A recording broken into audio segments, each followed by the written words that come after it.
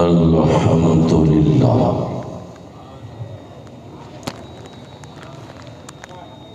الحمد لله نحمده ونصلي ونسلم على رسوله الكريم وعلى آله الطيبين الطاهرين وعلى أصحابه الهاديين المهديين وعلى أولياء أمته وعلماء ملته أجمعين أما بعد فأعوذ بالله من الشيطان الرجيم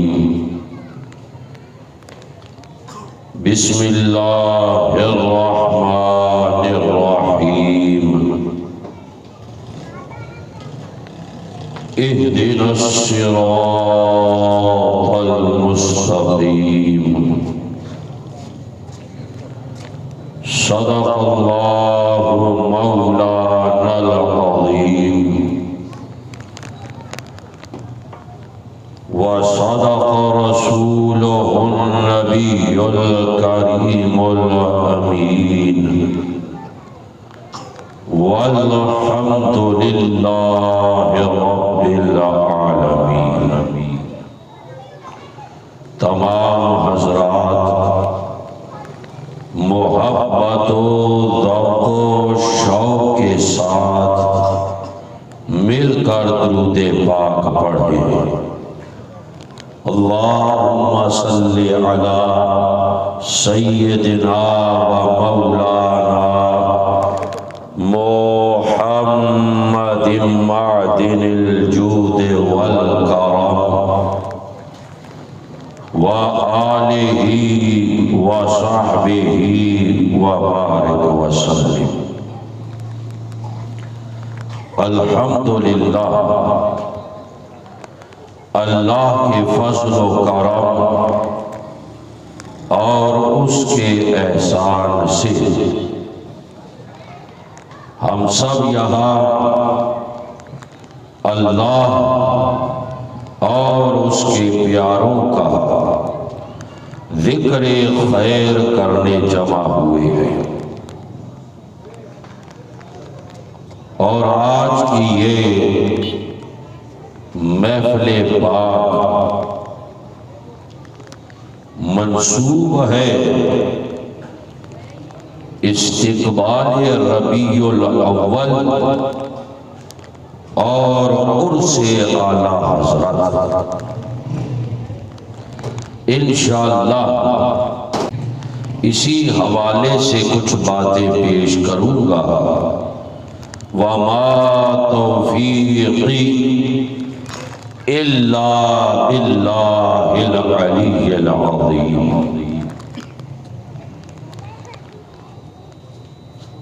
چند روز بعد ربیع الاول شریف شروع ہونے والا ہے۔ ہم اہل سنت و جماعت کا یہ شعار ہے کہ ہم پیارے مصطفیٰ کریم صلی اللہ علیہ وسلم کا میلاد مناتے ہیں۔ پیارے مصطفیٰ کریم صلی اللہ علیہ وسلم کی آمد شریفہ کی خوشی میں سجاوٹ بھی کرتے ہیں اور محافل ذکر بھی منعقد کرتے ہیں۔ یہ پیارے مصطفیٰ کریم صلی اللہ علیہ وسلم کی عظمت و شان کا اظہار بھی ہے اور حضور سے ہماری محبت کا اظہار بھی ہے۔ کچھ لوگ یہ کہتے ہیں کہ تم اہل سنت و جماعت یہ جو سجاوٹ کرتے ہو، اتنا پیسہ خرچ کرتے ہو، اس پیسے سے کسی غریب کی بیٹی کی شادی کرا دو۔ ہم یہ کہتے ہیں کہ بے شک ہم نے غریبوں کا خیال بھی کرنا ہے، ان بچیوں کا خیال بھی کرنا ہے، مگر جس مصطفیٰ کریم صلی اللہ علیہ وسلم نے ان بچیوں کو عزت عطا فرمائی ہے، اس مصطفیٰ کا میلاد بھی منانا ہے۔ ایک نئی بات اب چل پڑی ہے، چونکہ یہ بات تو واضح ہے کہ مہنگائی بہت ہو گئی ہے اور غریب آدمی کا گزارا بڑا مشکل ہو گیا ہے، اس میں کوئی شک نہیں ہے۔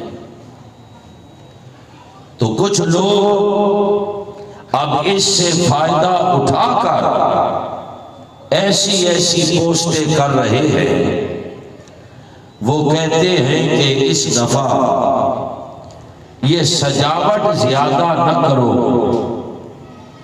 محافل زیادہ منعقد نہ کرو، بلکہ غریبوں کی مدد کرو۔ اب یہ انسانیت، غریبی، مسکینی، درد مندی، تکلیف، یہ ایسے الفاظ ہیں کہ انسان کو جذبات میں مبتلا کرتے ہیں، اور اسی سے فائدہ اٹھا کر لوگ ایسی باتیں کرتے ہیں۔ ہم یہ کہتے ہیں کہ اس میں کوئی شک نہیں ہے کہ غرباء و مساکین کی مدد کا شریعت ہمیں درس دیتی ہے۔ بے شک صدقہ و خیرات بڑی عظمت رکھتا ہے، لیکن یہ بھی یاد رکھیں کہ ان غرباء و مساکین کی وابستگی اور امید کس دربار سے ہے؟ ٹھنڈا ٹھنڈا میٹھا میٹھا پیتے ہم ہیں پلاتے یہ ہے۔ غریبوں کا خیال کرنا ہے، اور اگر آپ پورے سال کا حساب لگا لیں تو ربیع الاول میں جتنا لنگر بٹتا ہے وہ اور کسی مہینے میں نہیں بٹتا۔ اور بے شک یہ لوگ جو سجاوٹ کرتے ہیں اور محافل ذکر منعقد کرتے ہیں، یہ اس مہنگائی کا شکار ہو گئے ہیں اور سوچنے پر مجبور ہو گئے ہیں۔ لیکن یہ میلاد منانا ہم اہل سنت کی پہچان ہے، یہ ہمارا شعار ہے، اور جو مشکل کا شکار ہے انہیں یہ خیال کرنا چاہیے کہ عمل جتنا مشکل ہوتا ہے اس کا اجر بھی اتنا زیادہ ہوتا ہے۔ ہم نے اپنے اس ایمان کا اظہار کرنا ہے اور دنیا کو یہ بتانا ہے، یہ ثابت کرنا ہے کہ حالات میلاد مناتا ہے۔ ہم ہر مشکل سے ٹکرانے کو تیار ہیں، مگر حضور کے ذکر کو بند کرنے کے لیے تیار نہیں ہے۔ دیکھو، ایک غذا ہوتی ہے پیٹ کی، پیٹ کی غذا یہ کھانا پینا، یہ پیٹ کی غذا ہے۔ اگر یہ پیٹ کو نہ ملے تو انسان کا جسم کمزور ہوتا ہے، یہ نہ ملے تو انسان یوں کہیے کہ انتہا یہ ہے کہ مر جاتا ہے۔ مگر اس پیٹ کی غذا سے بڑھ کر بھی ایک غذا ہے، اور وہ ہماری روح کی غذا ہے۔ اور ہمارے روح کی غذا یہ پیارے مصطفیٰ کریم کی نعت شریف پڑھنا ہے، یہ پیارے مصطفیٰ کریم صلی اللہ علیہ وسلم کا ذکر خیر کرنا ہے۔ اگر یہ بند کر دو گے تو پھر ہماری روح کو غذا نہیں ملے گی۔ سب سے پہلے تو ہماری روح کمزور ہوگی، ایمان کمزور ہوگا، اور پھر یہ خطرہ پیدا ہو جائے گا کہ روح بالکل ہی مادیت پرست نہ ہو جائے، ایمان بالکل مردہ ہی نہ ہو جائے۔ کیسی آفات کی آندیاں ہیں، گمراہی اور دلالت اس سوشل میڈیا سے کتنا پھیل رہا ہے۔ ہر کس و ناکس اپنے سامنے موبائل لگا کر اپنی فکر کو پھیلانے کی کوشش کر رہا ہے۔ اگر میں یہ کہوں تو غلط نہیں ہوگا کہ سوشل میڈیا کے اندھیرے میں حق کی آواز بہت کم ہے اور گمراہی کا اندھیرا بہت زیادہ ہے۔ اس ماحول میں اگر آپ یہ میلاد کی محافل بھی منعقد نہ کریں گے، اور یہ جو روح کی غذا ہے، یہ جو ایمان کی تازگی ہے، یہ بھی فراہم نہ کریں گے، تو یہ بھولی بھالی عوام، یہ انہی شوبدہ بازوں اور گمراہیت کے اندھیرا پھیلانے والوں کے ہاتھ چڑھ جائے گی۔ ہمیں حالات سے لڑنا ہے، اور پھر جب بات پیارے مصطفیٰ کریم صلی اللہ علیہ وسلم کی آ جائے تو پھر حالات کیا چیز ہوتے ہیں۔ سرکار نے یہ ارشاد فرما دیا تھا کہ یہ دین غریبوں میں آیا ہے، غریبوں میں رہے گا، غریبوں میں لوٹ جائے گا۔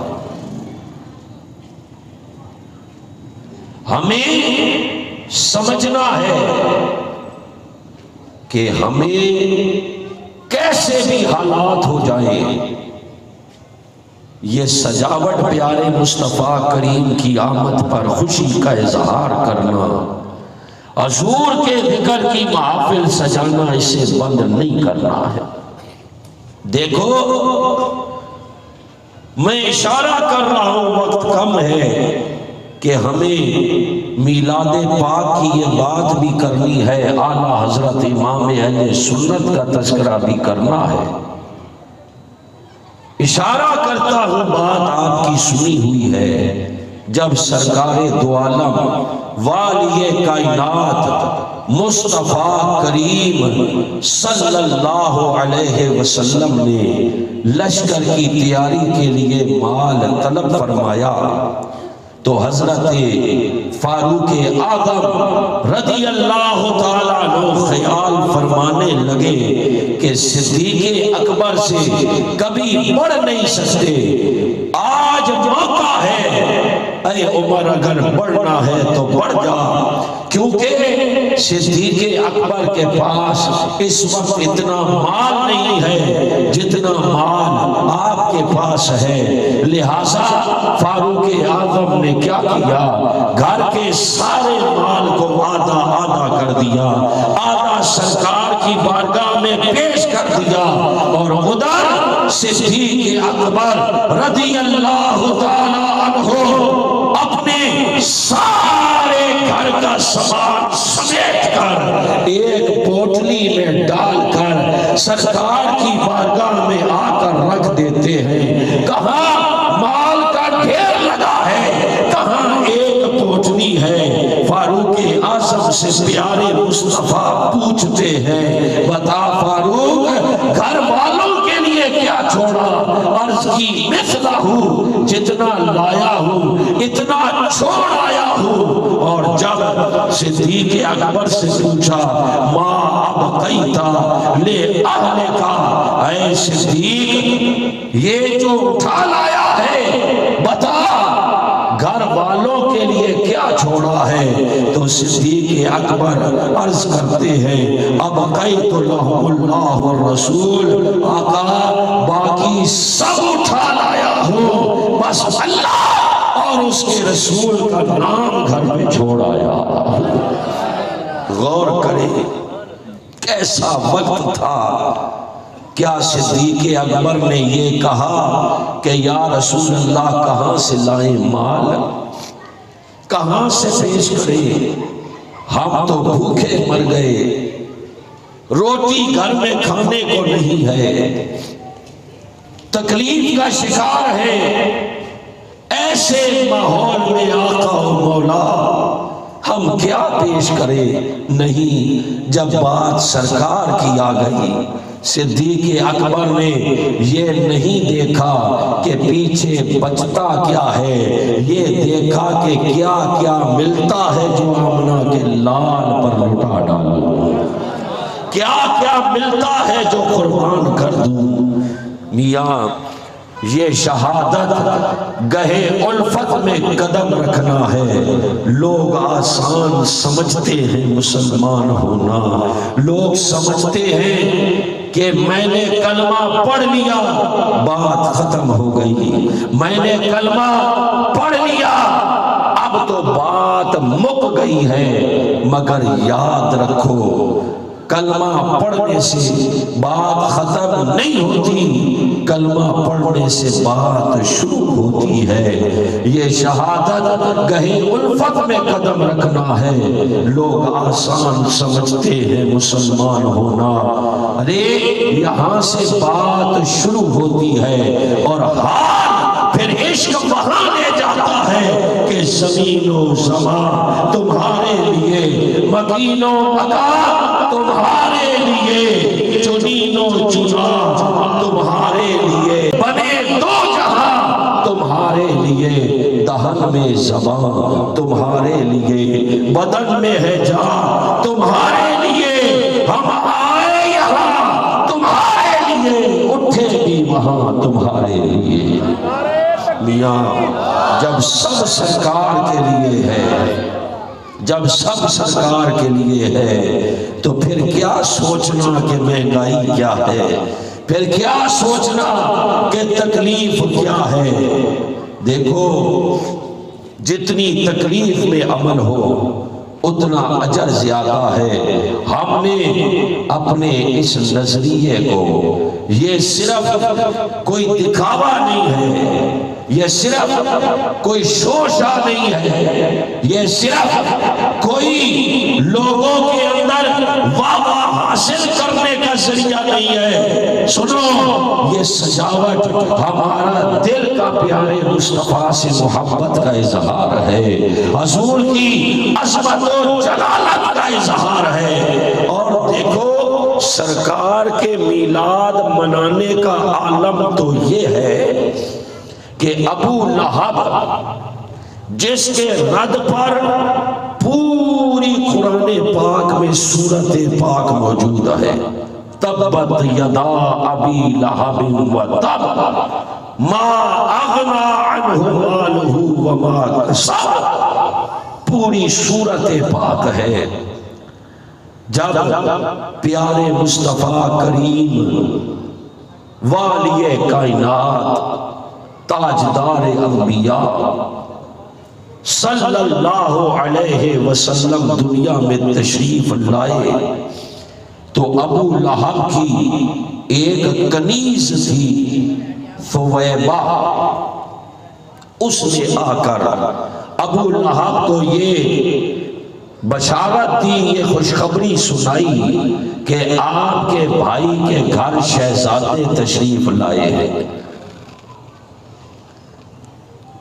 ابو لہب نے کوئی پیارے مصطفیٰ کریم کو نبی سمجھ کر یہ خوشی نہیں کی، کیونکہ آپ کو نبی تو اس نے اس وقت بھی نہ مانا جب پیارے مصطفیٰ کریم نے اعلان نبوت فرما دیا. اس کے سامنے صرف یہ بات آئی کہ میرے بھائی جو دنیا سے پردہ کر چکے ان کے ہاں شہزادہ تشریف لایا ہے. وہ ثویبہ کنیز آ کر جب خوشخبری سناتی ہے، یہ شہادت کی انگلی سے یہ ابو لہب ایسا تگڑا کافر کہ قرآن پوری سورت قرآن میں نازل ہوئی ہے، تبت یدا ابی لہب و تب، ٹوٹ جائیں ابو لہب کے ہاتھ ٹوٹ گئے. ما اغنی عنہ مالہ وما کسب، نہ اس کو اس کے مال نے نفع دیا نہ کمائی نے نفع دیا. فرمایا سیصلی نارا ذات لہب، لپٹیں مارتی آگ میں اس کو ڈال دیا جائے گا. لیکن غور کرے، اس نے کنیز نے خوشخبری سنائی، یہ شہادت کی انگلی سے اس نے یوں اشارہ کیا کہ جا تو آج یہ خوشخبری لائی ہے، اس خوشی میں نے تیرے کو آزاد کر دیا. حضرت ثویبہ کو آزاد کیا اور اس کے مرنے کے بعد اب اس کو خواب میں دیکھا جاتا ہے اور پوچھا جاتا ہے بتا تو نے کیا دیکھا، تیرے ساتھ کیا معاملہ ہوا؟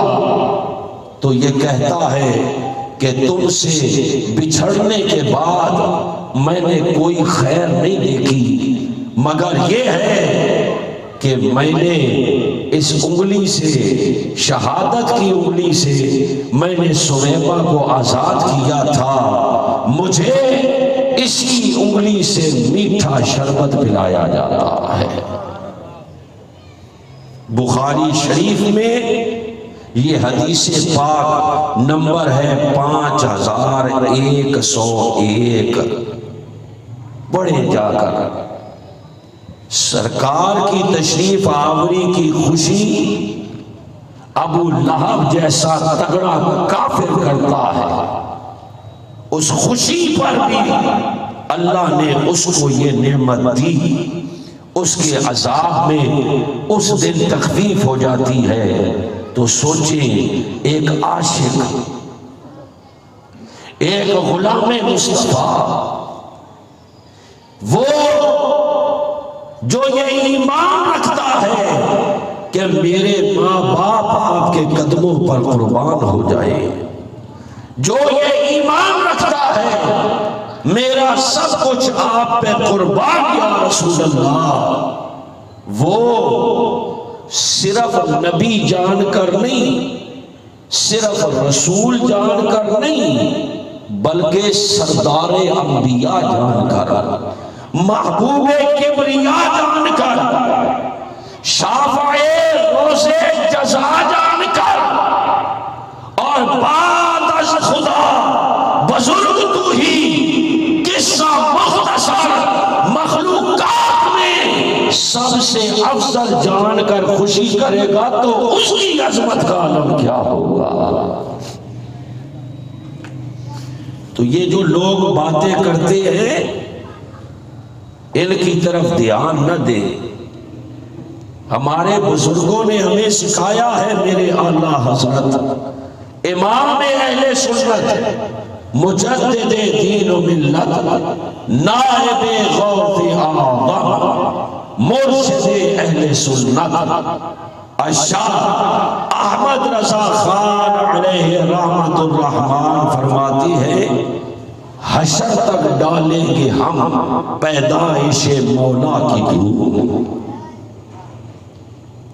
میرے امام سکھا رہے ہیں، سنیو، جس دن تمہارے اندر سے پیارے مصطفیٰ کے ذکر کی وابستگی چلی گئی، جس دن تمہارے اندر سے پیارے مصطفیٰ سے اس مضبوط تعلق کو کم کر دیا گیا،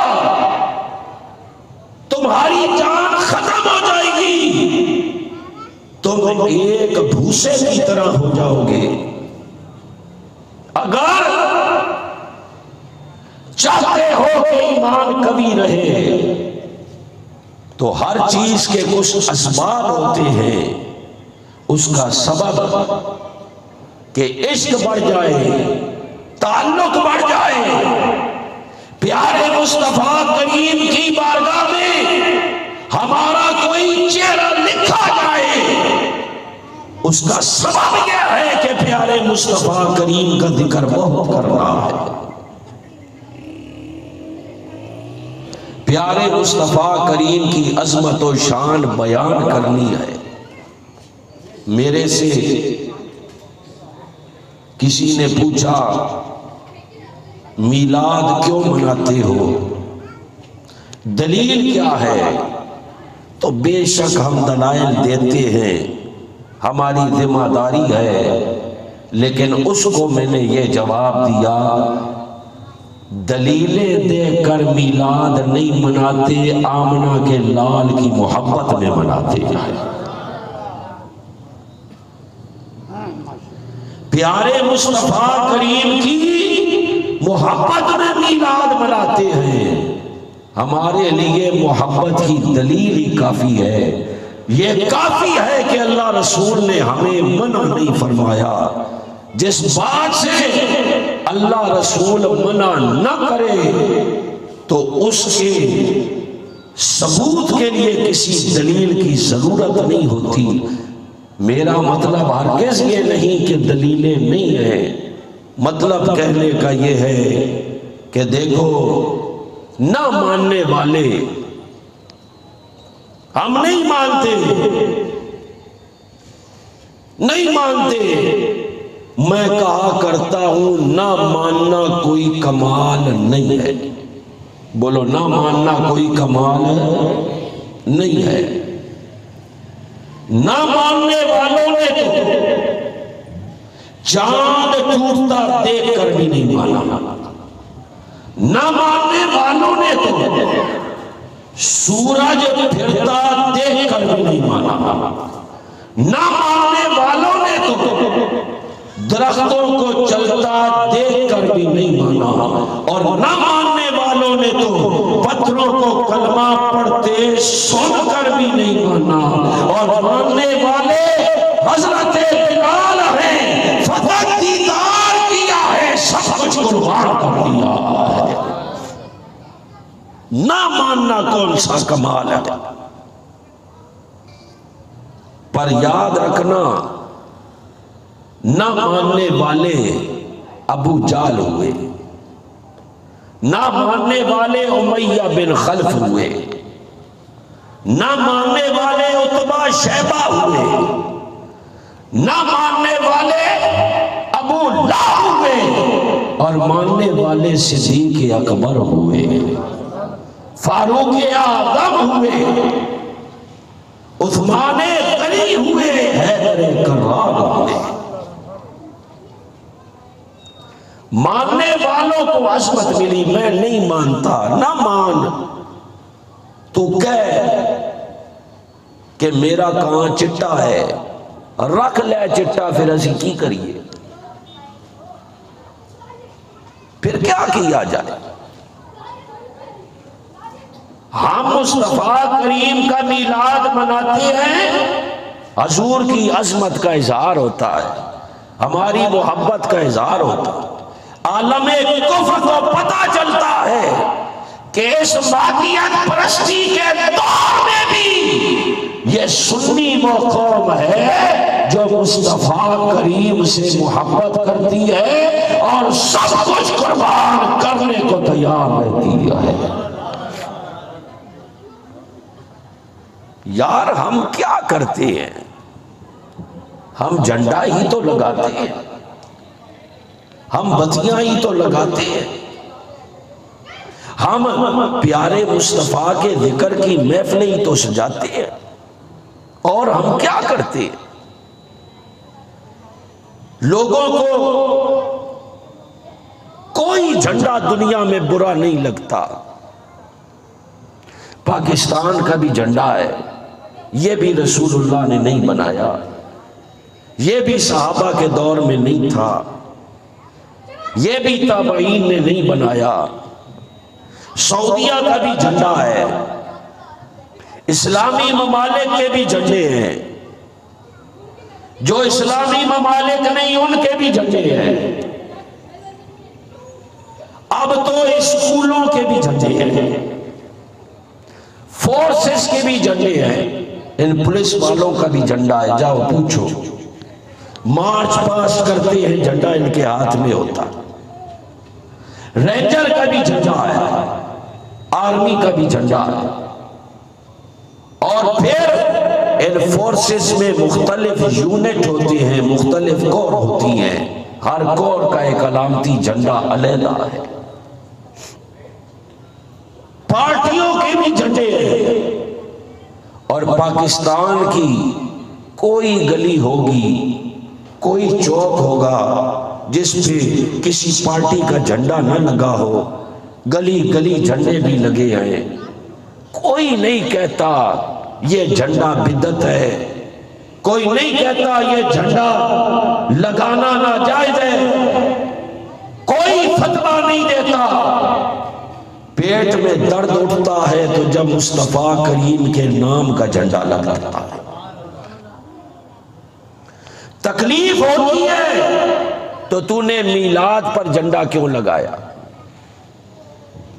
غور کریں میرے بھائیوں، باتیں مشکل نہیں ہیں، باتیں آسان ہیں، صرف آپ غور نہیں کرتے. میں یہ کہتا ہوں کہ یہ سارے جھنڈے اس وقت تک لگے ہوئے ہیں جب تک آمنہ کے لال کا جھنڈا لگا ہوا ہے. تمہارے یہ سارے جھنڈے، تم جتنے اسلامی ممالک ہو، تمہارے جھنڈے اونچے اس لیے ہیں کہ آمنہ کے لال کا جھنڈا. تمہارے جھنڈے اونچے اسی لیے ہوئے ہیں کہ تم مصطفیٰ کریم کے غلام ہو. کیسی دکھ کی بات ہے، وہ ملک جو بنا ہو لا الہ الا اللہ محمد الرسول اللہ صلی اللہ علیہ وسلم کے نعرے پر، اس ملک میں ایک بندہ کھڑے ہو کر مجھے کہے کہ بتاؤ کیا یہ جھنڈا لگانا جائز ہے؟ بتاؤ پھر تنزلی کی اور کون سی انتہا ہوگی؟ وہ شخص جو مجھ سے میلاد کے جھنڈے پر سوال کرتا ہے، میری داڑھی سفید ہو گئی تقریریں کرتے کرتے، 29 سال ہو گئے، خدا کی قسم مجھ سے ایک بندے نے آج تک یہ نہیں پوچھا کہ ملک اور ریاست یہ بھی اسلام سے اس کا تعلق ہوتا ہے، تو یہ ملک کا جھنڈا بنانا کیسا ہے؟ بلکہ میں نے دیکھا جو میلاد کے جھنڈے پر اعتراض کرتا ہے، جب الیکشن آتے ہیں تو وہ اپنی من پسند پارٹی کا جھنڈا اٹھا کے خود جا رہا ہوتا ہے۔ ارے ظالم، تجھے اعتراض ہے تو صرف رسول اللہ کے نام پر جو جھنڈا لگے اس پر سنیو، یہ تو تقدیر کی بات ہے نا۔ یہ کوا بھی فضا پہ اڑتا ہے، بلبل بھی فضا میں اڑتی ہے۔ کوا ڈھونڈتا ہے مردار کہاں ہے، بلبل ڈھونڈتی ہے باغ و بہار کہاں ہے۔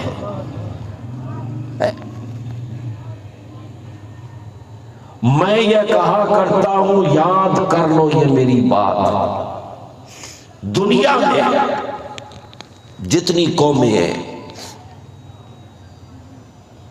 جتنے دین و مذاہب، لا دینیت آ گئی، دہریت آ گئی، لوگ لبرل ہو گئے، کچھ بھی اٹھا لو، اسلامی ممالک کو دیکھ لو، کلمہ پڑھنے والے بہت ہیں،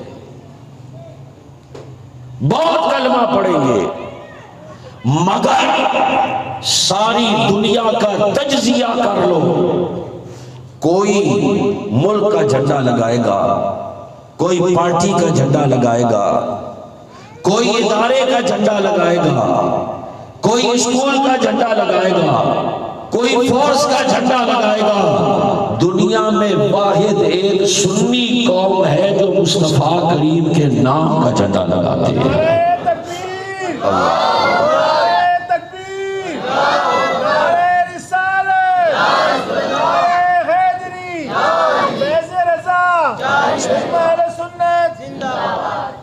صرف یہ دنیا میں واحد قوم ہے۔ ہم بتیاں لگاتے ہیں، یار یہ خوشی کے اظہار کا طریقہ ہے۔ قرآن کہتا ہے کہ جب تمہیں اللہ کی رحمت ملے، اللہ کا فضل ملے تو خوشیاں مناؤ۔ قرآن کہتا ہے وَأَمَّا بِنِعْمَةِ رَبِّكَ فَحَدِّثْ، اللہ کی نعمت کا چرچا کرو۔ بتاؤ پیارے مصطفیٰ کریم صلی اللہ علیہ وسلم سے بڑی نعمت کون سی ہے؟ ہم خوشی کا اظہار کرتے ہیں، خوشی کا اظہار کیوں کرتے ہیں؟ سمجھو جہنم کے قیدی تھے، ہے کوئی مجمع میں بیٹھا ہوا شخص، آپ کا پورا علاقہ، آپ کی پوری آبادی، ایک بندہ لے آؤ جو کہے کہ مجھے یہ فخر ہے کہ میں نے اللہ کی شان کے لائق سجدہ کر لیا، میری عبادت، میرا عمل 100% درست ہے، کوئی کمی، کوئی نقص، کوئی عیب نہیں ہے۔ ہم اپنے اتوار و حالات دیکھیں بچپن سے، جہنم کے قیدی تھے، آقا و مولا تشریف لائے، انہوں نے ہمیں جہنم سے آزاد کر دیا ہے۔ ایک میں کیا، میرے ایشیا کی حقیقت کتنی، مجھ سے 100 لاکھ کو کافی ہے اشارہ تیرے۔ کسی کو نہیں یقین تو نہ ہو، کسی کو شبہ ہے تو ہو، میرا تو یقین ہے کہ وہ آگ میں جلنے والی نسلیں اور ہیں۔ خوف نہ رکھ رضا ذرا، تو ہے عبد مصطفیٰ، تیرے لیے امان ہے، تیرے لیے امان ہے۔ ہم آزاد ہو گئے، ہم خوش ہیں۔ بتاؤ، ایک جیل کے اندر دو قیدی ہوں، دونوں سزائے موت کے، دونوں کو سزائے موت سنائی جا چکی ہے اور چند دنوں بعد پھانسی ہونی ہے۔ اس دوران ایک وزیر کا چکر لگا جیل میں، تو اس نے ایک کو دیکھ کے کہا اس کو چھوڑ دو، اس کو چھوڑ دو۔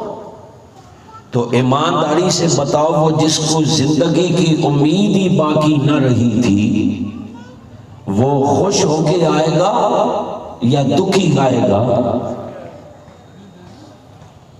اسے امید ہی نہیں تھی،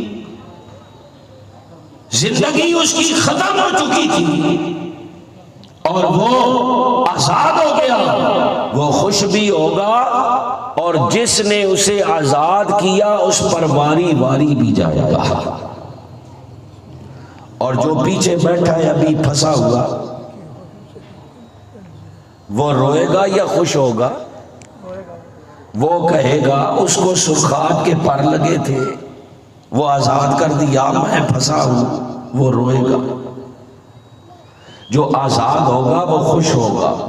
خدا کی قسم کسی کو نہیں ہوتا نہ ہو، مجھے غلامی مصطفیٰ پہ یقین ہے، ہم قیدی تھے، مصطفیٰ کریم نے آزاد کر دیا ہے، ہم خوش بھی ہیں، واری واری بھی جا رہے ہیں، اور جو ابھی تک پھنسے ہوئے ہیں وہ روئے، ان کا رونا بنتا ہے، ہم ان کے رونے پر ان کو منع نہیں کرتے، رو بیٹھ کر۔ میں ایک دفعہ کھڑا تھا، دیکھو اب ایک عمر گزر گئی نا، پڑھتے پڑھاتے دلیلیں دیتے تو سمجھ پیدا ہو گئی ہے، کوئی مسئلہ پوچھے تو سمجھ آ جاتا ہے کہ مسئلے والا ہے یا گھسلے والا ہے۔ میں کھڑا تھا، بتیاں لگی تھی، ایک نے دیکھا بھئی کھڑے ہیں تو ذرا پوچھ ہی لے، اس نے کہا یہ بتیاں کیوں لگائی ہیں؟ کیا کہا؟ یہ بتیاں؟ میں نے کہا نا بھی صدقہ پیارے مصطفیٰ کریم کا، اب سمجھ آ گئی ہے، میں سمجھ گیا مسئلے والا نہیں گھسلے والا ہے۔ میں نے اسے کہا یار کوئی زیادہ بات نہیں ہے، بس اس لیے لگا دیتے ہیں کہ ایک سالانہ ٹیسٹ کرتے ہیں ہم۔ اس نے کہا وہ کیا؟ میں نے کہا بتیاں لگا دیتے ہیں، سالانہ ٹیسٹ ہو جاتا ہے کہ محلے میں کون نیا منکر رہنے آ گیا، ذرا پتہ چل جاتا۔ بھائی ڈاکٹر کا کورس ہے، MBBS 6 سال کا، سارا دن بیٹھ کے ٹیسٹ لکھتا ہے، ہمارا درس نظامی 8 سال کا ہے، مفتی بننا ہے 2 سال اور لگاؤ، 10 سال، تو یار اب 10 سال پڑھ کے سال میں ایک ٹیسٹ تو ہمارا بھی بنتا ہے نا۔ میں نے کہا بس یہ بتیاں لگا کے یہ باہر کھڑے ہیں نا؟ کہا میں نے کہا بس بتیاں جلا کے باہر اس لیے کھڑے ہیں کہ ادھر تو بتیاں جل رہی ہیں، اب دیکھ رہا ہوں دوسری طرف کون جل رہا ہے، بس یہ چیک کر رہا ہوں۔ عجیب بات ہے، یہی بندہ اپنے بیٹے کی شادی پہ بتیاں لگاتا ہے۔ ابھی تو دور تھوڑا آگے نکل آیا اور اس قسم کے ماحول نہیں دیکھے، لیکن کچھ عرصہ پیچھے چلے جاؤ، یہ جو ہمارے بزرگ حضرات بیٹھی ہیں ان سے پوچھو، آپ کو بتائیں گے۔ یہ ہم نے بھی دیکھا کہ کسی کی ختنہ ہوتی تھی نا تو ختنہ مبارک کا بھی بورڈ لگایا جاتا تھا، میں نے دیکھے، اور بندہ پوچھے سانو کا دی مبارک ہے، مبارک اس کو جس کی ہو رہی ہے، ہمیں کیا مبارک ہے۔ حاجی آتے تھے تو حج مبارک کے بورڈ لگتے تھے، یاد ہے نہیں یاد آپ؟ اور دروازے بناتے تھے کھجور کی ٹہنیاں لا کر۔ یہ کیا ہے؟ خوشی کا اظہار ہے۔ تیرے بیٹے کی شادی ہوتی ہے تو بتیاں لگا دیتا ہے، کپڑے بانٹتا ہے، کھانے کھلاتا ہے، آگے پیچھے پھٹی بنین نہیں دیتا کسی کو۔ بنیان پھٹ جائے نا وہ بھی گھر والی کو دیتا ہے، اس کو رکھ پوچھا بنانے کے کام آئے گا، خوشی سے ہی صاف کر لیں گے۔ پھٹی بنیان نہیں دیتا۔ لیکن بچے کی شادی ہوئی تو یہ ساس کا جوڑا، یہ سسر کا جوڑا، یہ سالی کا جوڑا، یہ سالے کا جوڑا، یہ پھپھی کا جوڑا، یہ خالہ کا جوڑا، یہ بہنوں کے جوڑے، یہ مامے کا جوڑا، یہ ممانی کا جوڑا، یہ فلانا، یہ ڈماکہ ہوتا ہے یہ نہیں ہوتا؟ بتیاں بھی لگاتا ہے۔ پورا سال پڑوسی کو پوچھا نہیں ظالم نے کہ روٹی کھائی یا نہیں کھائی۔ یہ ہماری حرمہ نصیبی ہے۔ پھر ہم کہتے ہیں ہماری آفات کیوں نہیں جاتی؟ تجھے پتہ ہی نہیں تیرے پڑوس کا حال کیا ہے، اس بیچارے کا کیا عالم ہے۔ سرکار نے فرمایا سارے مسلمان دنیا میں کہیں بھی ہو ایک جسم کی مانند ہے، کہ کوئی بھی عضو دکھے گا پورے جسم کو اس کی تکلیف محسوس ہوگی۔ آج ہمارا حال یہ، ہم کہتے ہیں باہر میں جائے میرا چاہے چولہا تو جل رہا ہے، بلکہ ہمارا حال یہ ہو گیا کہ کہیں پر کچھ بٹ رہا ہو کچھ، وہاں دیکھنا کہ ہم کتنی تنزلی کا شکار ہو گئے ہیں۔ ہم نے ترقی نہیں کی ہے، ہم دور جاہلیت کی طرف چلے گئے ہیں۔ ہم سمجھتے ہیں ہم نے اینڈرائیڈ موبائل دیکھ لیا، نیٹ دیکھ لیا، ایک کلک پر ہم کہاں سے کہاں پہنچ جاتے ہیں، ہم بڑے ترقی یافتہ ہو گئے۔ نہیں، ہم ترقی یافتہ نہیں ہوئے، ہم تنزلی کا شکار ہو گئے، ہم نیچے گر گئے۔ ہمارے اندر وہ عادتیں آ گئی جو دور جاہلیت کے لوگوں کی تھی۔ کہیں ابھی پچھلے دنوں آٹے بٹے آپ نے دیکھا، ایک تھیلا مجھے مل جائے، اس چکر میں لوگوں نے کیا کیا کہ لوگوں کو، بوڑھوں کو، کمزوروں کو اپنے پاؤں میں روک دیا، وہ مر گئے، وہ مر گئے۔ مجھے تھیلا مل جائے ایک، یہ ترقی ہے؟ لوگوں کا عالم یہ، دوسرے کو قطرہ نہ ملے پر یہ 4 بورے حاصل کرنے کے چکر میں، اور گھر میں آ کے فخر سے بیان کرے گا، لے بھائی کسی کو نہیں ملا بیگ، میں 4 پھڑ کے لے آیا یا نہیں لے آیا۔ ماں بھی کہے گی واہ میرا پتر ہوشیار ہو گیا۔ ایمانداری سے بتاؤ یہ منظر دیکھے یا نہیں دیکھے؟ وہ اسلام یہ نہیں ہے، اسلام یہ نہیں ہے۔ اسلام یہ ہے کوئی بات نہیں، میں بھوکا رہ گیا خیر ہے، میرا بھائی تو بھوکا نہیں رہا نا۔ میں اختصار کروں کہ جنگ کے موقع پر، جنگ ختم ہو گئی تو پانی پلایا جا رہا ہے، تو پانی لے کر ایک آواز آئی، العطش العطش، پیاس پیاس آواز آئی، پانی کا پیالہ لے کر گئے ان کے منہ کے ساتھ، اور دیکھا کہ بس ان کی روح پرواز کرنے والی ہے، بس شہادت ہونے والی ہے، آخری سانس ہے۔ پیالہ لے گئے، جیسی منہ کے قریب کیا آگے سے آواز آئی، پیاس العطش، کہرانے کی آواز آئی، منہ سے لگا پیالہ،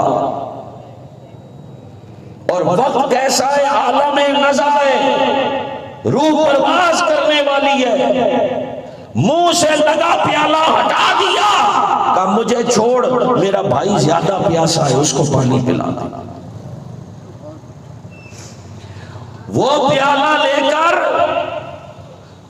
وہاں پہنچے، منہ کے قریب پیالہ لے جائے، قریب آیا منہ کے پیالہ، آگے سے آواز کرانے کی آئی، کہا چھوڑ مجھے، پیالہ آگے لے جا، میرے بھائی کو پلا دے، میری خیر ہے۔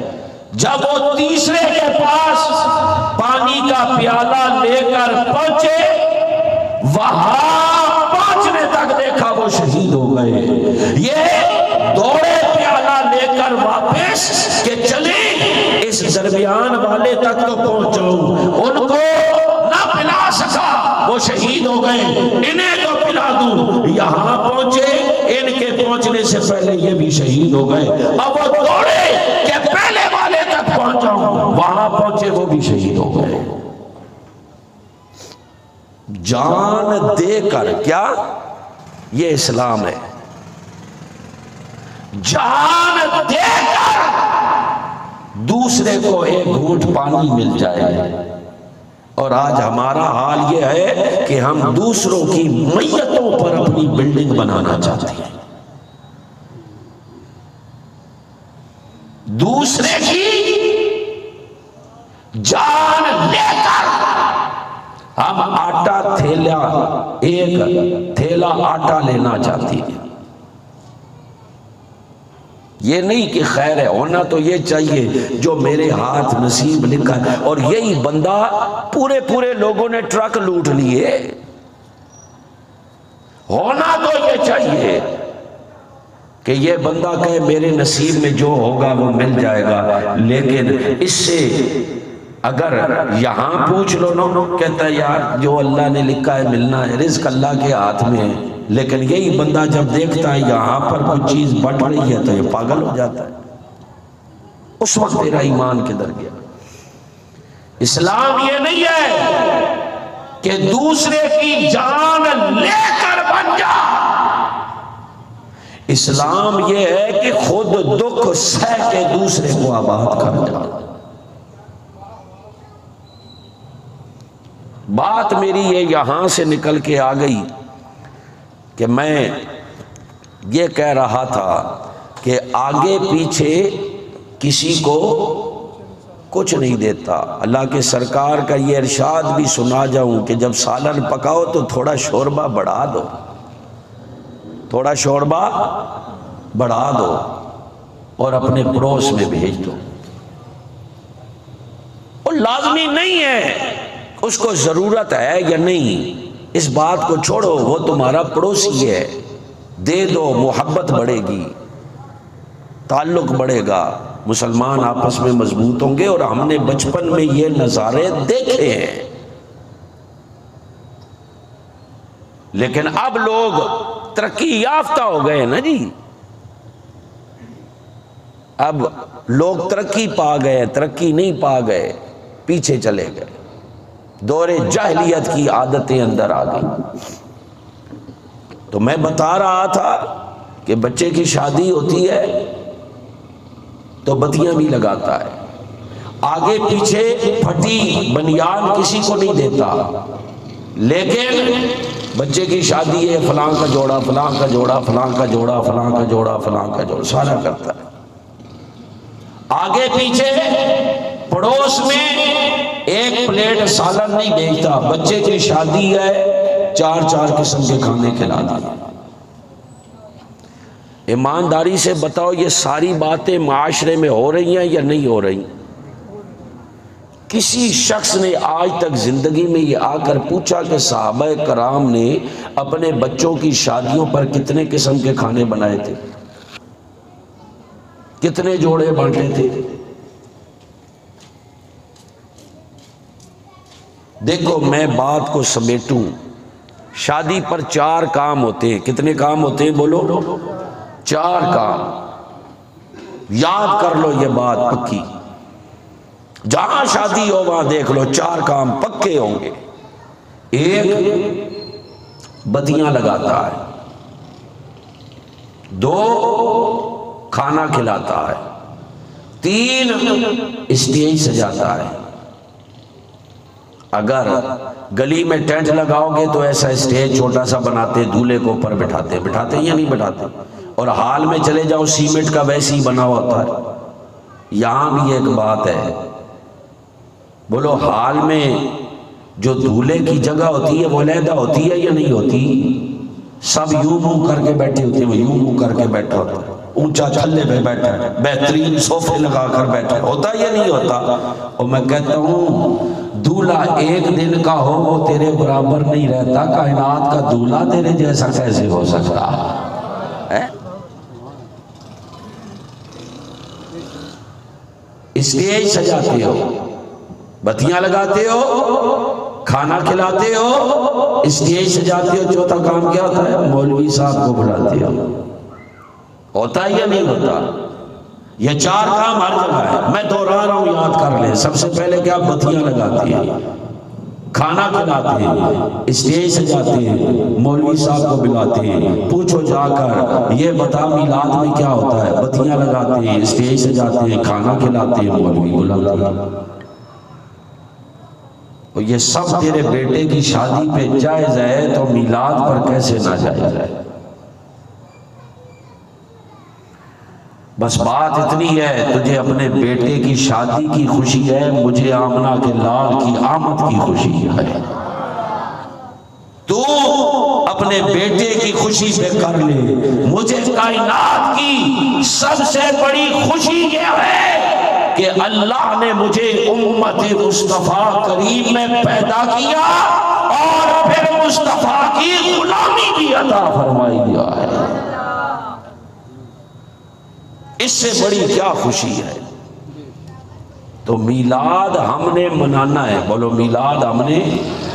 تم مہنگائیاں کر لو, جو مرضی کر لو, پوسٹیں چلا لو, غریبوں کو پیسے دے دو, فلاں کو دے دو, یار تمہیں میلاد پر ہی غریب یاد آیا؟ جو بندہ یہ پوسٹ کر رہا ہے اس کے ہاتھ میں موبائل دیکھو کتنے ہزار کا ہے. بیچ, جس موبائل سے تو نے پوسٹنگیں کی ہے وہ موبائل بیچ. بات تو بٹنوں والے موبائل پہ بھی ہو جاتی ہے, 1500 2000 کا مل جاتا ہے. بیچ اسے, غریبوں کو کھلا. اپنے گھر کی بات آئے تو ٹائلیں چھت تک لگانی ہے, دروازہ بڑا خوبصورت لگانا ہے. سال میں 10 ایسے کام آتے ہیں, لوگ خرچے کرتے ہیں. 14 اگست گزر گئی, کسی نے نہیں کہا 14 اگست نہ مناؤ, پٹاخے پھاڑ دیے, فائرنگیں کر دی, کتنا پیسہ ضائع کر دیا.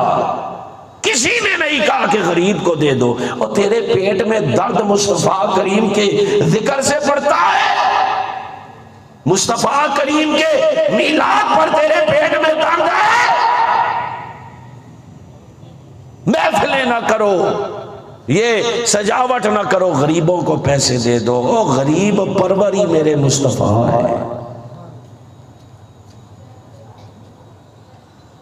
گندے نکمے کمین مہنگے ہو کوڑی کے دین, کون ہمیں پالتا تم پہ کروڑوں درود. اور یہ آج یہاں بیٹھے ہیں, خدا کی قسم صدقہ مصطفیٰ ہے. ویسے تو کہتے ہو رزق اللہ کے ذمہ ہے, تو گل مصطفیٰ کریم دی آوے تے تسی اپنے ذمہ لے لیندے ہو. تو میرے سنی بھائیوں, بالکل نہ گھبرانا ہے اور نہ رستہ ادھر ادھر کرنا ہے. اور یہ گھبرانا وہ نہیں ہے جو سیاسی کہتے رہتے ہیں, میں دینی بات کر رہا ہوں. ہاں, یہ رستہ جو ہے, یہ رستہ یہ ہے ہمارے اہل سنت کا. یاد کر لو, ایک ہاتھ میں دامن صحابہ, بولو ایک ہاتھ میں دامن صحابہ, ایک ہاتھ میں دامن اہل بیت. خدا کی قسم, نہ صحابہ کو چھوڑ کر گزارا, نہ آل بیت کو چھوڑ کے گزارا. خدا کی قسم, صحابہ کو چھوڑا تو بھی برباد ہو گئے, آل بیت کو چھوڑا پھر بھی برباد ہو گئے. یہ دونوں وہ نور ہیں, ان دونوں کو مصطفیٰ کریم نے نوازا ہے. چاہے چاہے جماعت اہل بیت ہو چاہے جماعت صحابہ ہو، یہ دونوں پھول کھلے ہی مصطفیٰ کے دروازے پر ہے۔ اس لیے ایک ہاتھ میں دامن صحابہ، ایک ہاتھ میں دامن اہل بیت، اور نظر سیدھی مدینے کی جانب رکھنی ہے۔ کوئی لاکھ تمہیں ادھر ہٹائے ادھر ہٹائے نہیں، جو ہٹائے اس کو کہو مٹ گئے، مٹتے ہیں، مٹ جائیں گے آگا تیرے، نہ مٹا ہے نہ مٹے گا کبھی چرچا تیرا، نہیں ہٹنا ہے۔ نہیں دیکھنا داڑھی شریف کتنی لمبی ہے، پگڑی کتنی اونچی ہے، جبے کتنے لمبے پہنتا ہے، پیچھے مرید دھکا مارنے کے لیے کتنے رکھے ہوئے ہیں، گاڑی کتنی بڑی ہے، نہیں نہیں، یہ نہیں دیکھنا ہے۔ بس ایک چیز دیکھنی ہے کہ اعلیٰ حضرت کا پکا ٹکا غلام ہے یا نہیں ہے۔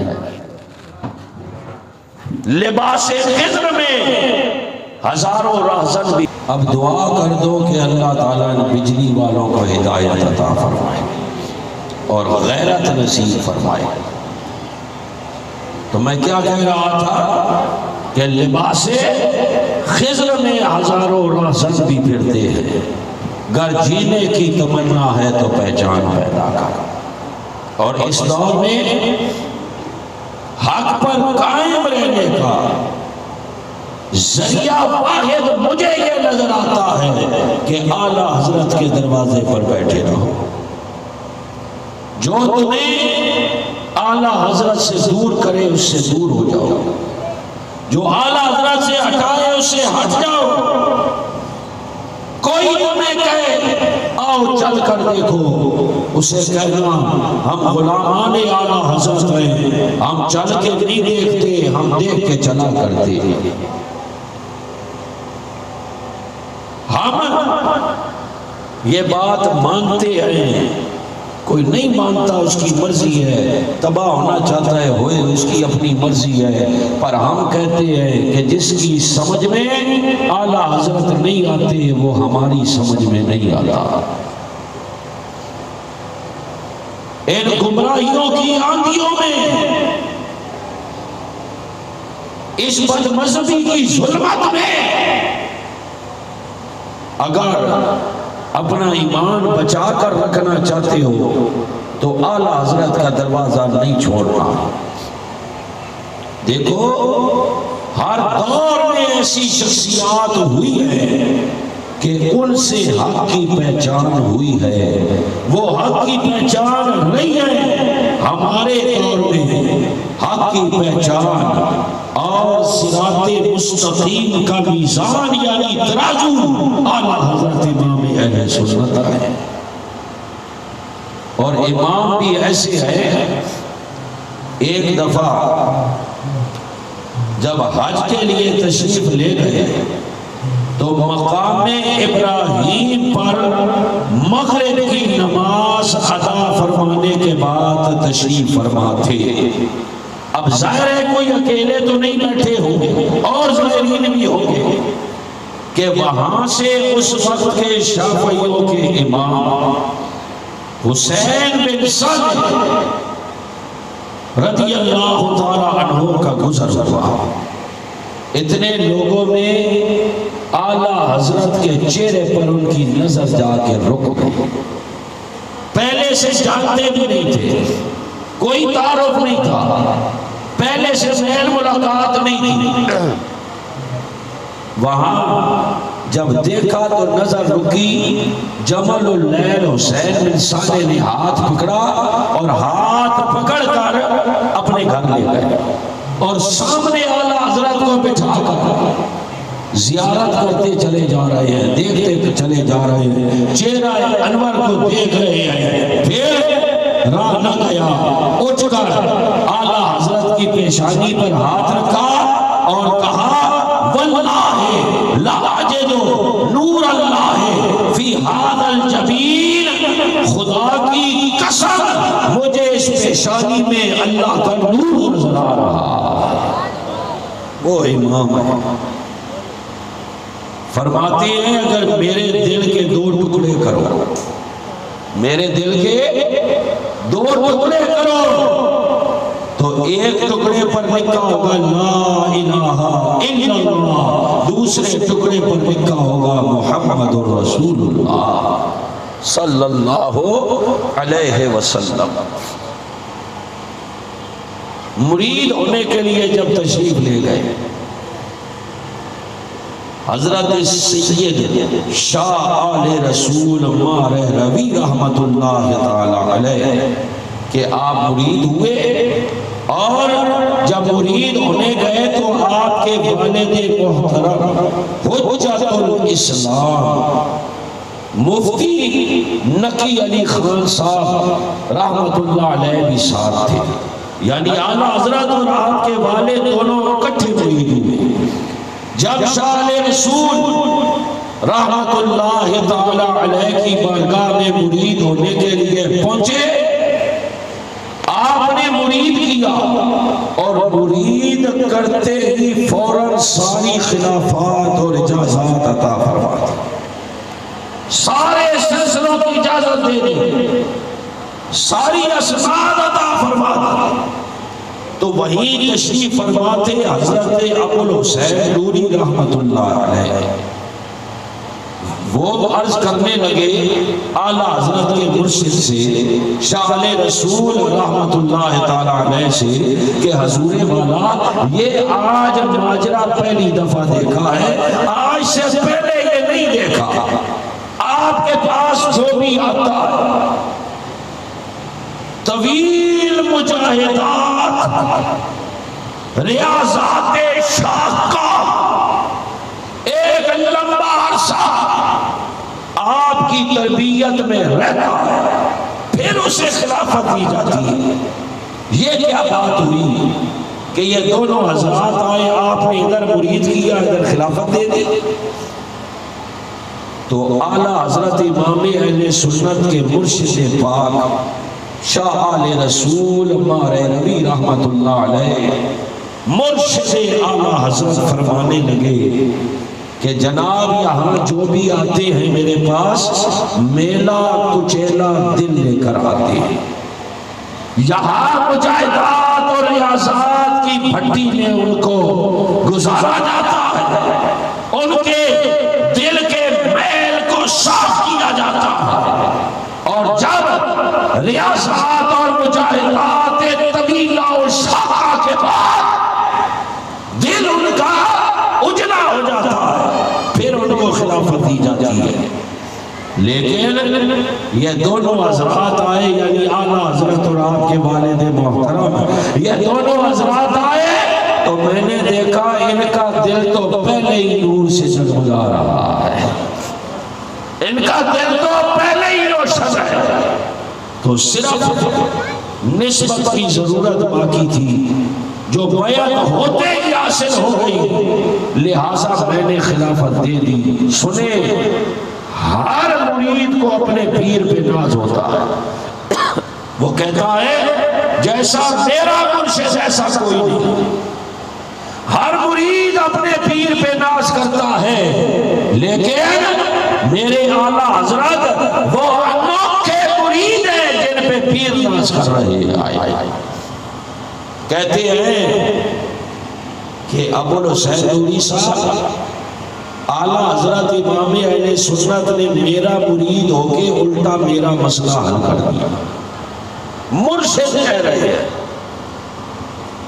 ہر بندہ اپنے پیر کو آخرت میں کامیابی کا ذریعہ سمجھتا ہے، اس کا خیال ہوتا ہے کہ جہاں پسندہ تو مرشد کام آئے گا، جہاں مجھ سے کچھ نہ بن پڑا تو بگڑی مرشد بنائے گا۔ لیکن یہ انوکھے مرید بھی دیکھو، شاہ رسول فرماتی ہیں کہ اعلیٰ حضرت میرے مرید ہوئے، میرا مسئلہ حل ہو گیا۔ کہا حضور وہ کیا؟ شاہ رسول فرماتے ہیں میں ہمیشہ یہ سوچتا تھا کہ میں جب اللہ کی بارگاہ میں حاضر ہوا تو بالفرض اللہ نے یہ پوچھ ہی لیا شاہ رسول میرے لیے کیا لایا، کیونکہ جب کوئی آتا ہے تو وہ کوئی تحفہ لے کر آتا ہے۔ اللہ نے مجھ سے پوچھ ہی لیا کہ شاہ رسول کیا لایا ہے، میں کیا پیش کروں گا؟ تو کہتے ہیں مجھے ہمیشہ یہ فکر رہتی تھی مگر آج وہ فکر ختم ہو گئی۔ کہا حضور والا وہ کیسے؟ کہا اب جو رب ذوالجلال نے پوچھا نا مجھ سے شان رسول میرے لیے کیا لایا ہے، میں احمد رضا کو کھڑا کروں گا اور عرض کروں گا مولا میں تیری بارگاہ میں احمد رضا لے کے آیا۔ اندازہ لگائے کیسے انوکھے مرید ہے۔ مرشد یہ کہہ رہا ہے کہ میں قیامت کے دن اللہ کی بارگاہ میں احمد رضا پیش کروں گا، اور آج یہ لوگ رات کو دستار بند جائے نا نصیب سے، رات کو دستار بندی ہو کہ فاضل ہوا، صبح فجر کی نماز میں اس کو اعلیٰ حضرت سے اختلاف نظر آ رہا۔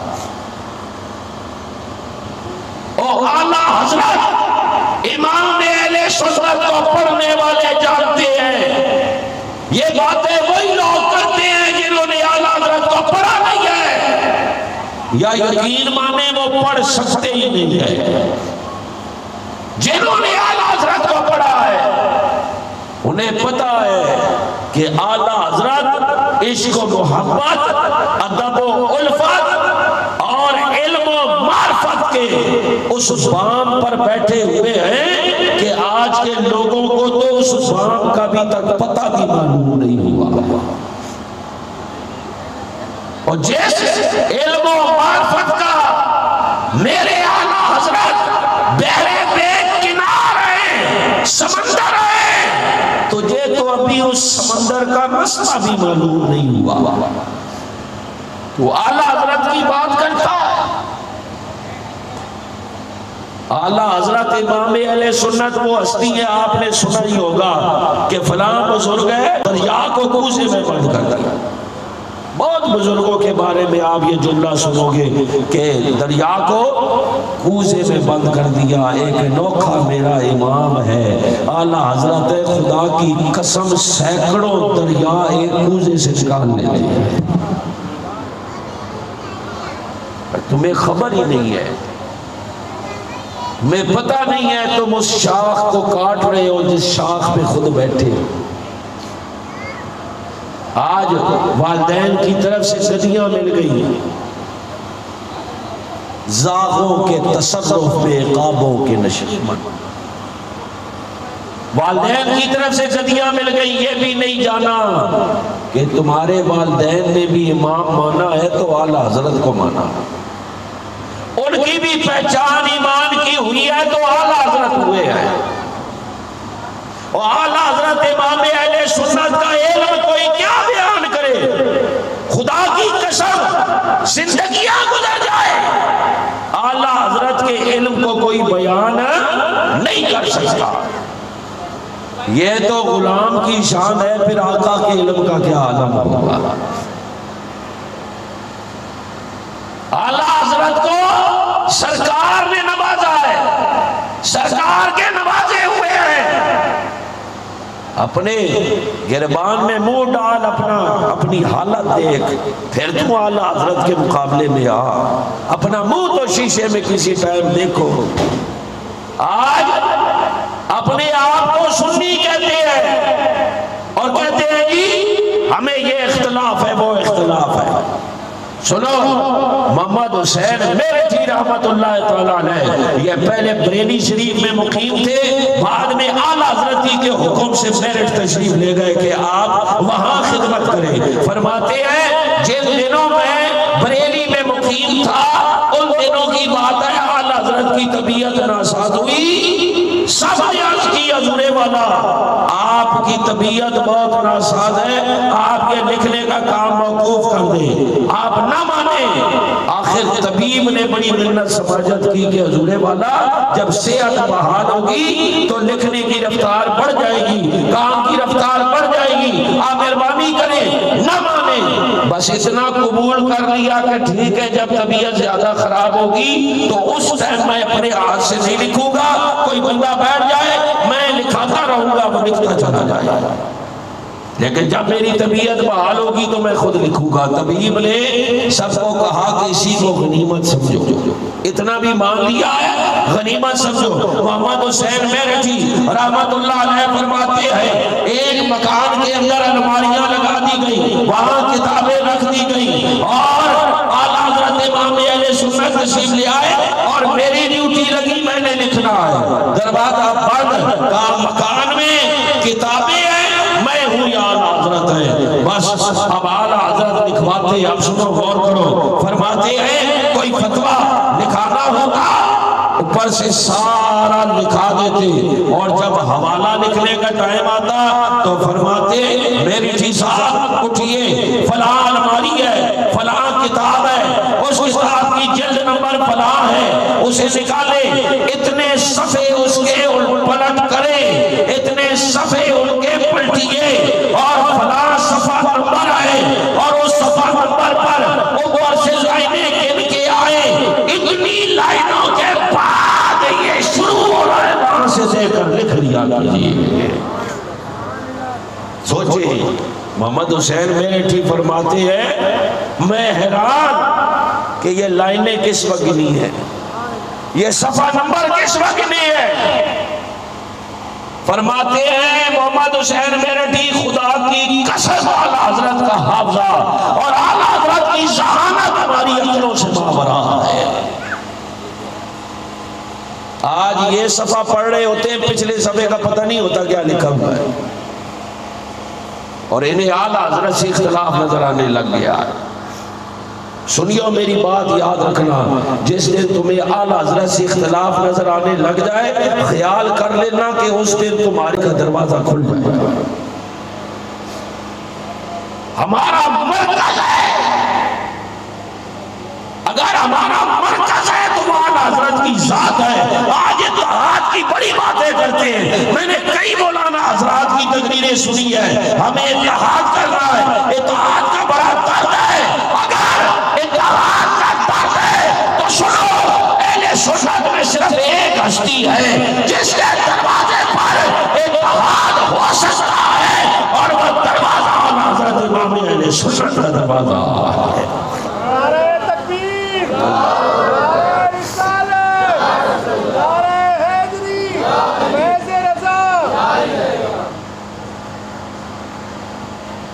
اگر تمہیں اعلیٰ حضرت کی بات ماننی بھی نہیں ہے، فکر اعلیٰ حضرت کو ماننا بھی نہیں ہے، اور پھر کہو اتحاد ہو جائے، تو ایسے اتحاد سے ہم بکھری بنے ہیں۔ اتحاد صرف ایک ذات پر ہو سکتا ہے۔ میں اہل سنت کی بات کر رہا ہوں، میں داخلی بات کر رہا ہوں، غیروں کی بات نہیں کر رہا۔ آج ہمارے بہت سے داخلی افراد بھی یہ درد رکھتے ہیں نا، اور سوشل میڈیا پہ بیان بھی کرتے ہیں، تو یہ تو بتاؤ نا، اتحاد فکر کے بغیر اتحاد کیسے ہو سکتا ہے؟ جب تک نظریے میں اتحاد نہیں ہوگا، فکر میں اتحاد نہیں ہوگا، تو کیسے اتحاد ہوگا؟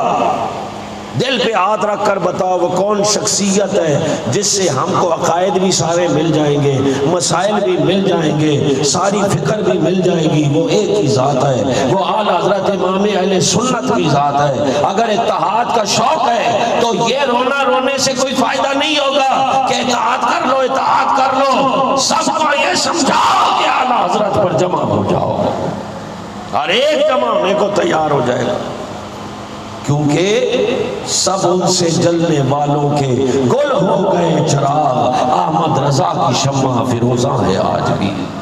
اور خدا کی قسم، اگر اعلیٰ حضرت کی فکر سے ہٹ کر اتحاد چاہتے ہو تو پھر ہم اتحاد کرنے کو تیار نہیں ہے، نہیں چاہیے ہمیں ایسا اتحاد۔ اگر دامن اعلیٰ حضرت چھٹتا ہے تو پھر اتحاد کی کوئی ضرورت نہیں ہے۔ اتحاد ہوگا تو اعلیٰ حضرت کے دامن کرم میں آ کر ہوگا۔ کسی کے پیٹ میں درد ہوتا ہے، ڈاکٹر سے جائے دوائی کھائے۔ ہم سنیوں کا یہی نظریہ ہے، اور یہی ہمارے بزرگوں کا نظریہ رہا ہے۔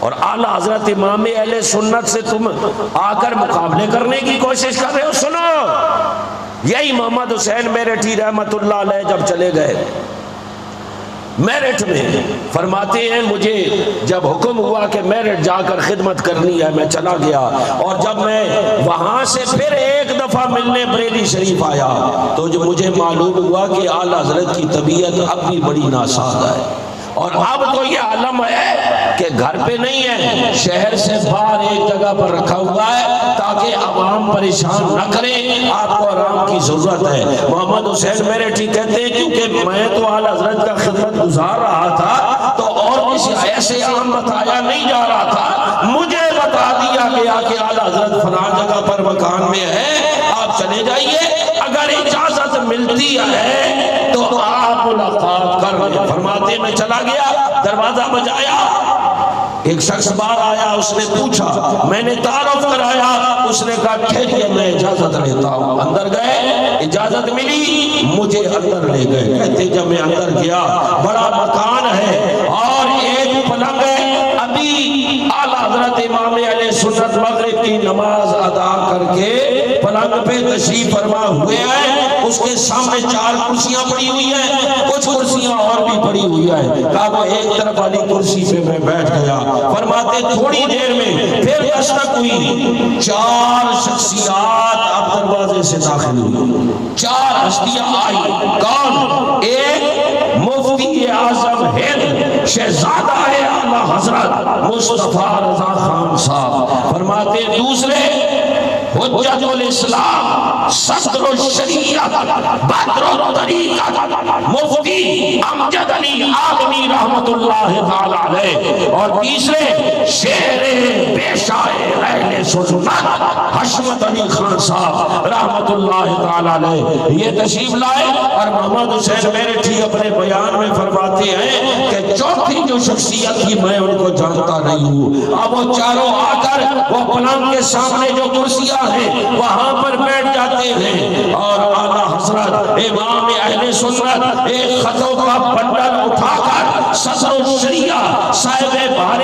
شریعت کو دیتے ہیں اور کہتے ہیں کہ آج 30 خط آئے تھے، ایک میں نے کھول دیا ہے، یہ گننے 29 پوری ہیں۔ صدر الشریعہ بدر الطریقہ حجت الاسلام مفتی امجد علی اعظمی رحمت اللہ تعالی علیہ خط گنتے ہیں، خطوں کو رکھ کر پھر ایک لفافہ نکالتے ہیں، اسے کھولتے ہیں، رجسٹر کے کئی صفحے ہیں اور پر کئی سوال لکھے ہوئے ہیں، وہ اعلیٰ حضرت کو سوال سناتے ہیں۔ سارے سوال جب سنا لیتے ہیں اس کو ایک طرف رکھ کے ایک کاغذ اٹھاتے ہیں، قلم اٹھاتے ہیں اور عرض کرتے ہیں جی حضور، جی حضور، کیا مطلب؟ ہم نے یہ ابھی آپ کو خط سنایا ہے، سوال سنائے ہیں، آپ اس کا جواب اب لکھوائیے۔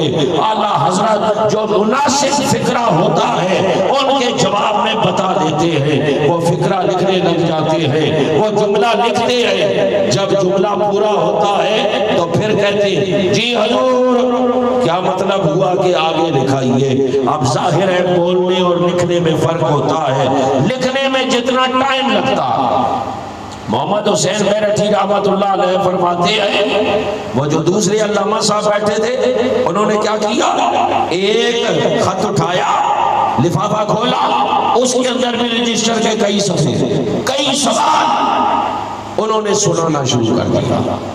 اب جب ادھر سے آواز آتی صدر الشریعہ کی جی حضور تو یہ سنانا رک جاتا، اعلیٰ حضرت ان کو اگلا جملہ بتاتے، جب جملہ بتا دیتے وہ لکھنے لگتے، یہ خط سنانا شروع کر دیتے۔ کہتے ہیں اسی طرح کرتے کرتے ان کا خط ختم ہو گیا۔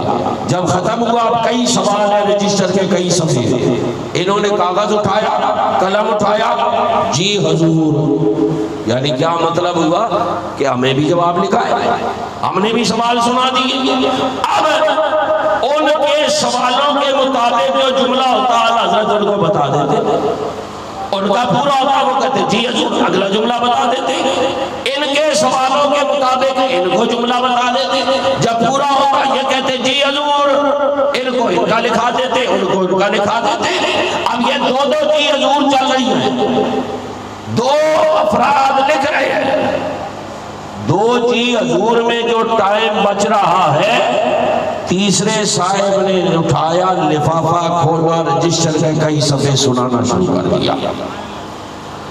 اب 2 جی حضور چل رہی ہے, وہاں سے وعدہ کی جی حضور, یہ سنانا رک جاتا. اعلیٰ حضرت ان کو بتاتے, یہ پھر سنانا شروع کر دیتے.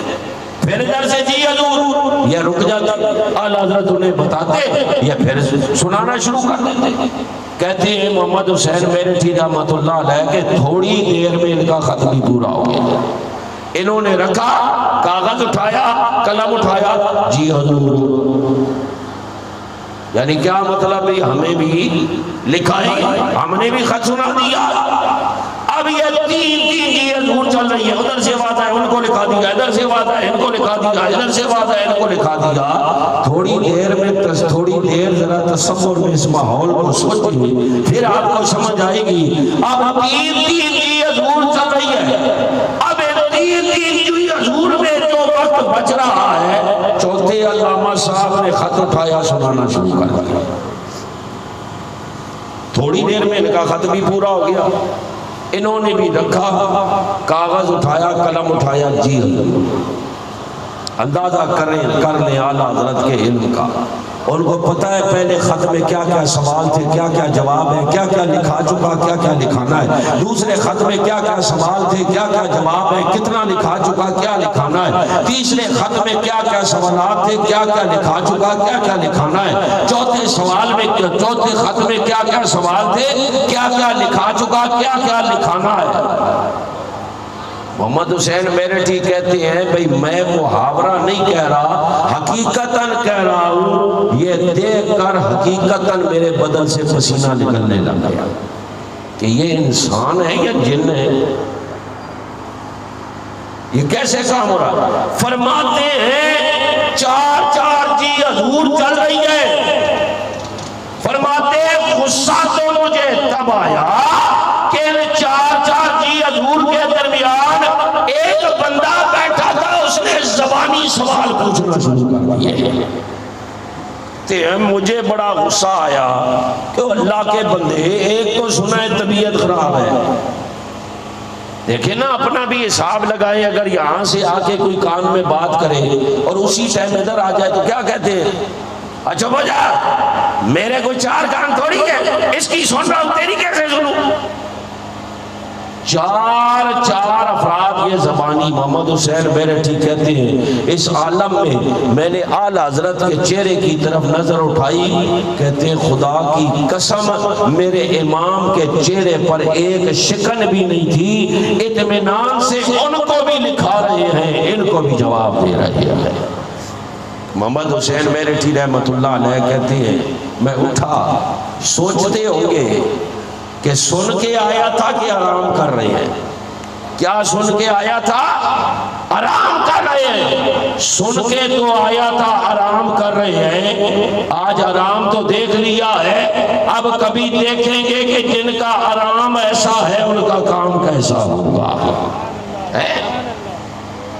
اعلیٰ حضرت امام اہل سنت نے صرف ہدایت بخشش نہیں لکھی ہے, لوگوں کو ابھی تک یہی پتہ چلا ہے کہ ہدایت بخشش لکھی ہے, نعت شریف لکھی ہے. اعلیٰ حضرت کی 30 جلدوں میں فتاوی رضویہ, اور سمجھنا دور کی بات ہے, تیری عمر گزر جائے, اعتراض کرنے والے مجھے پڑھ کے بتا دیں.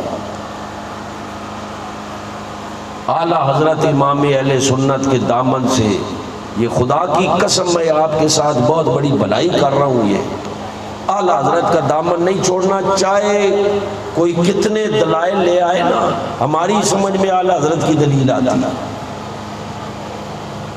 اس دور میں لوگ اعلیٰ حضرت سے دور کر رہے ہیں.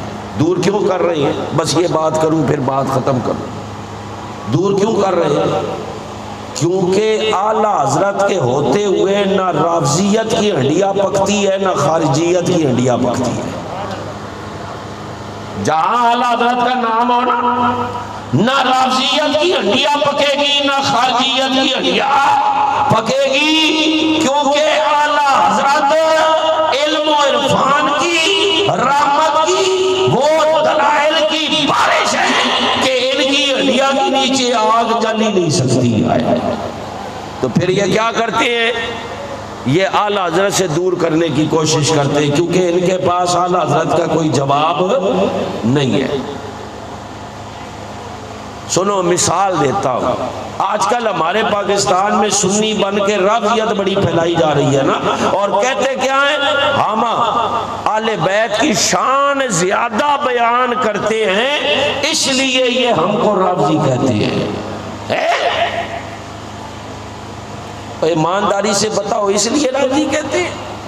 نہیں، خدا کی قسم اس لیے نہیں کہتے۔ تمہارا جتنا دل کرے اہل بیت کی شان بیان کرو، اہل بیت کی شان بیان کرنے کی وجہ سے رافضی نہیں کہتے۔ ہم اس وجہ سے تمہیں رافضی نہیں کہتے کہ تم اہل بیت پاک کی شان بیان کرتے ہو، ہم کہتے ہیں صبح شام دن رات سو اہل بیت کی شان بیان کر کے سو اٹھو اہل بیت کی شان بیان کرو، سارا دن بیان کرو، ہر تقریر میں کرو۔ اور اس لیے تھوڑی کہتے ہیں ہم تمہیں رافضی اس لیے کہتے ہیں کہ تم صحابہ کی بے ادبی کرتے ہو۔ رافضی اہل بیت کی شان بیان کرنے والے کو نہیں کہتے،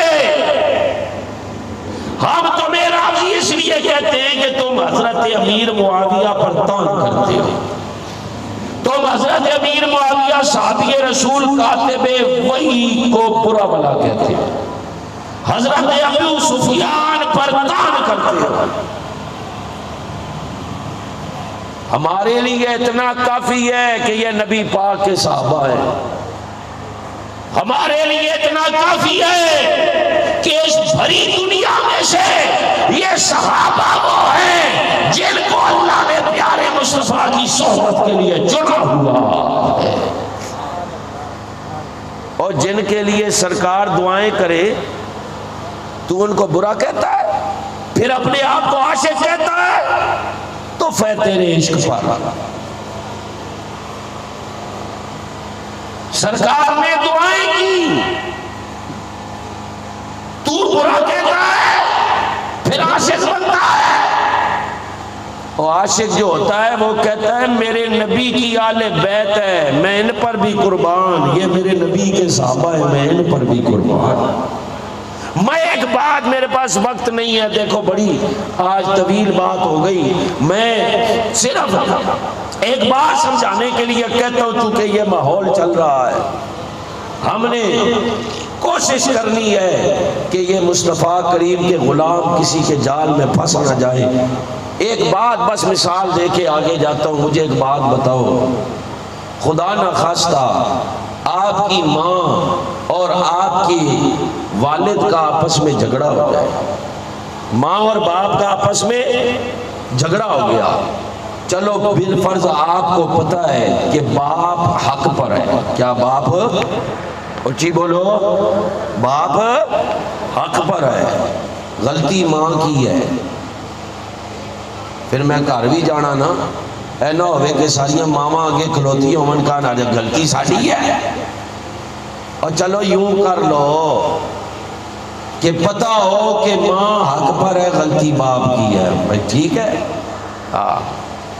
دونوں میں سے پتہ ہو کہ یہ حق پر ہے یہ غلطی پر ہے، اور آپس میں جھگڑا ہو رہا ہے، تو مجھے بتاؤ کس کو گالیاں دیں، اب ہم ابو کو دیں یا امی کو دیں؟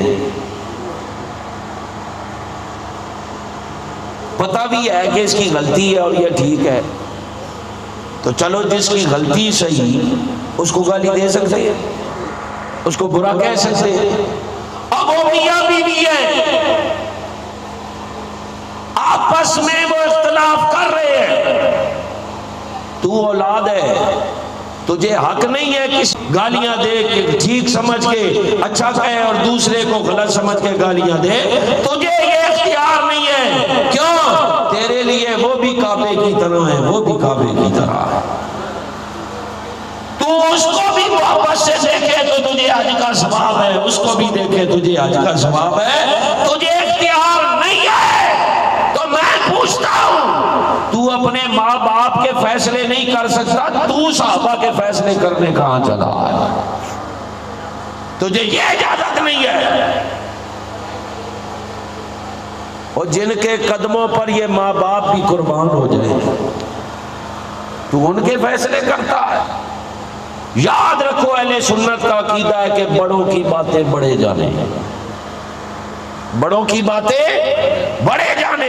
یہ کیوں اعلی حضرت سے دور کرتے ہیں؟ یہ اسی لیے کرتے ہیں کیونکہ اعلی حضرت نے لکھا فرق مراتب بے شمار، حق بدستے حیدر کرار، مگر معاویہ بھی ہمارے سردار، ان کو رستہ نہیں ملتا۔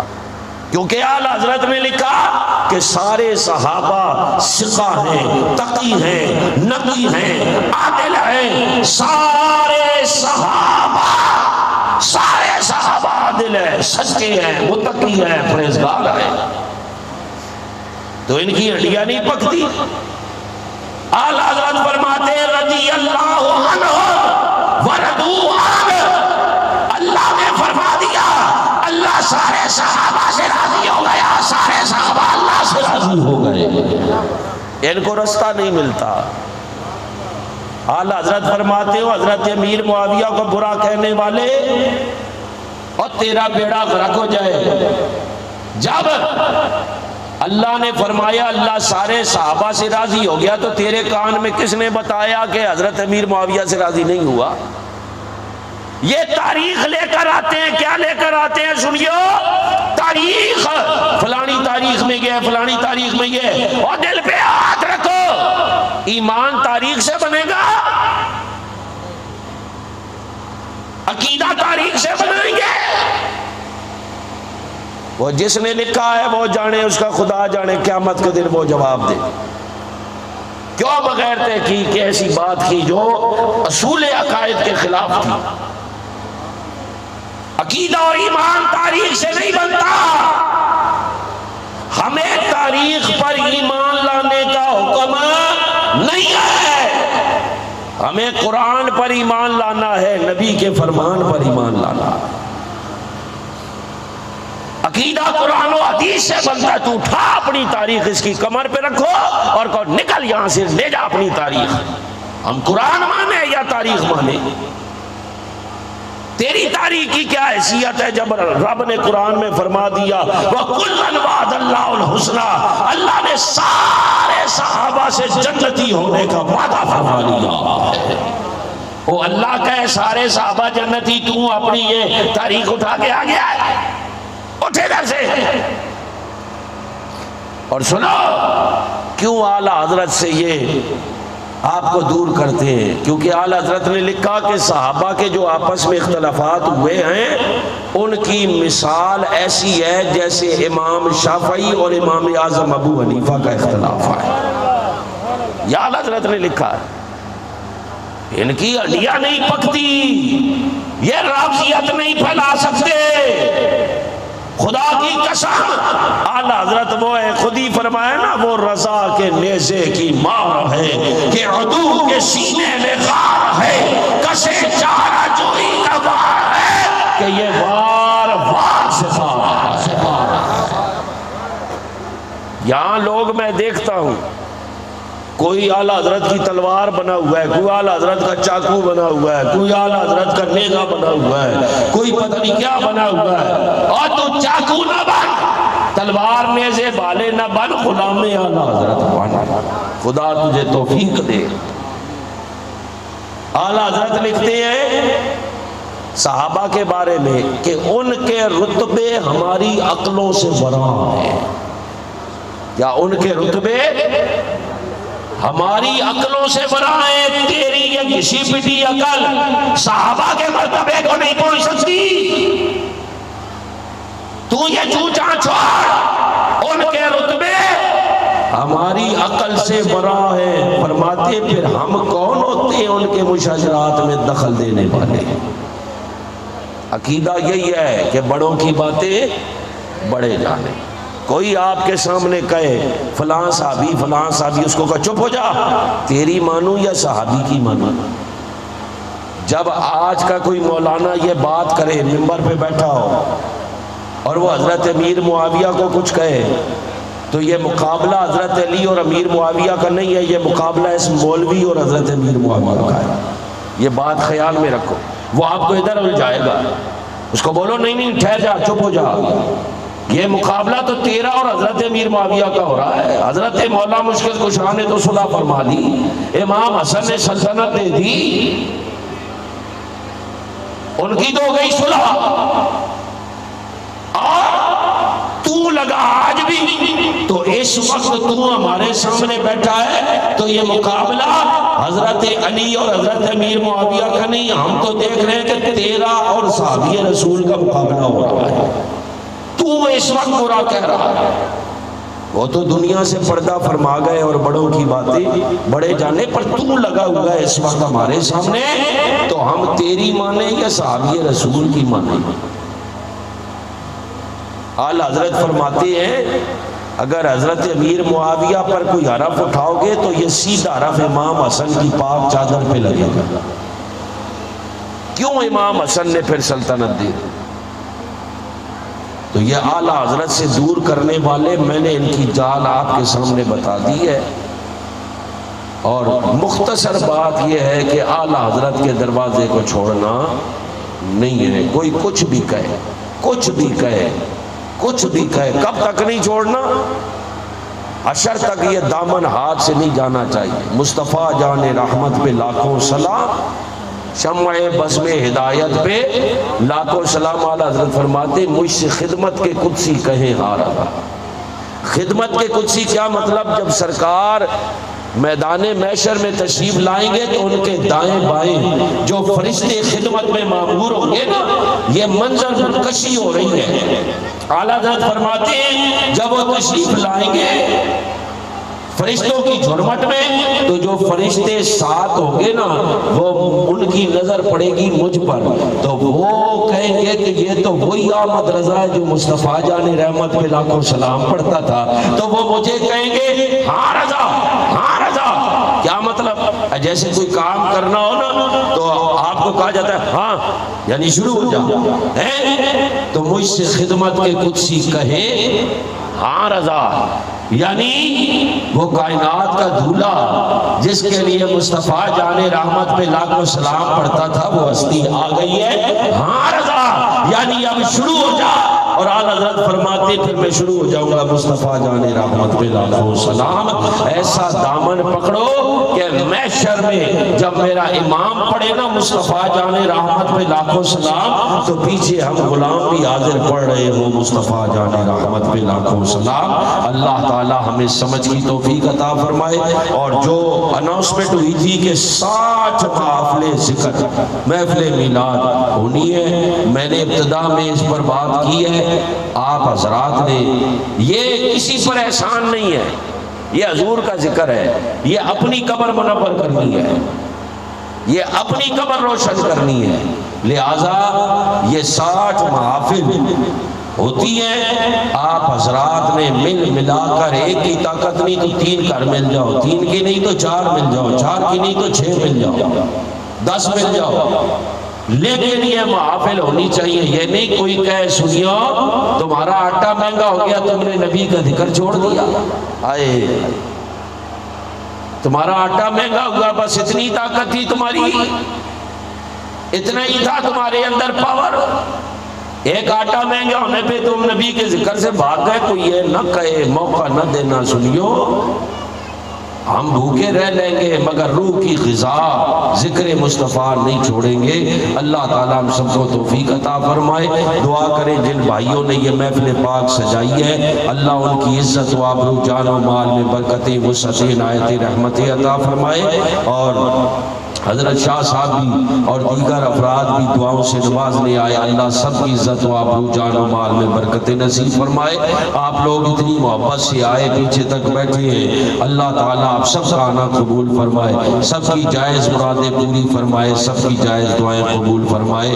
وآخر دعوانا ان الحمد للہ رب العالمین۔